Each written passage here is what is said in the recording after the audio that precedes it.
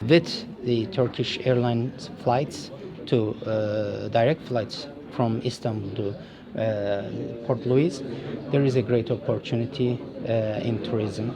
Mauritius will increase promotional activities in Turkey to attract more tourists. There is a great potential there. Garment industry in Turkey, garment and textile indeed, is very strong. I think there is a great opportunity to get together and create a value chain between Mauritius and Turkey. Quand nous faisons une analyse de nos commerces avec la Turquie, nous trouvons qu'il y a une augmentation, mais pas sa quantité d'augmentation que tu peux expecter. Et en plus de ça, maintenant, si nous comparons le commerce en 2015 en comparaison avec 2013, au contraire, il y a une baisse dans le niveau du commerce avec la Turquie. Donc, ce que nous pouvons essayer de faire aujourd'hui, donc nous pouvons faire une analyse détaillée ensemble avec nos partenaires de la Turquie pour étudier une raison qui fait il y a une baisse des exportations, pas seulement des exportations, il y a une baisse des importations aussi. Et nous finissons d'identifier un produit pour le moment qui n'est pas couvert par l'accord avec la Turquie et que nous pouvons essayer de voir dans quelle façon nous pouvons avoir accès au marché préférentiel pour ça un produit-là, par exemple le sucre. Et troisième affaire qui nous peut aussi guetter comment nous pouvons investir, faire une campagne de promotion d'investissement et faire une joint ventures ensemble avec Turquie en Afrique.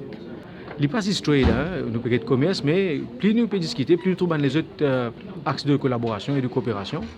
Et définitivement, c'est un grand pays. Nous avons un GDP per capita qui est plus ou moins pareil comme nous. Donc, pour les gens qui ne pas connu Turquie, j'ai envie d'aller, mais c'est mal au Turkish Airlines. Marie, Turkish Airlines, il a 3 vols maintenant. Il plein. Ça veut dire je peux faire du bon business. Et là, je passe à 5 vols. Donc maintenant, la question de fret n'est pas un problème. Longtemps comme ça, qui oui, nous pouvons exporter, etc. Donc ça pourrait un peu résoudre. Mais on pensait que nous allons un peu au-delà de le commerce traditionnel. Nous connaissons qu'effectivement, les échanges commerciaux, c'est à peu près 1,6 milliard de roupies, 1,4 milliard d'importations et 200 millions d'exportations.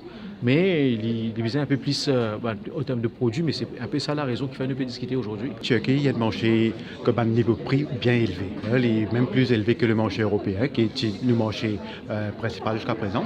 Et surtout, c'est un tarif douanier qui est très élevé, qui dépasse les 100%, encore les 135%.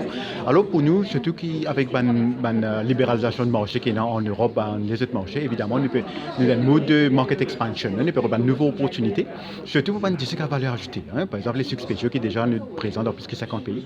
Alors nous pensons que Turquie, qui est un marché très intéressant. D'ailleurs, là, dans la déclaration qu'il fait ce matin, dans Turquie, environ 20% de la population, c'est environ A-class consumers. C'est un upmarket segment. Et c'est un type de consommateur-là qui nous peut viser quand nous revendons des sucres spéciaux.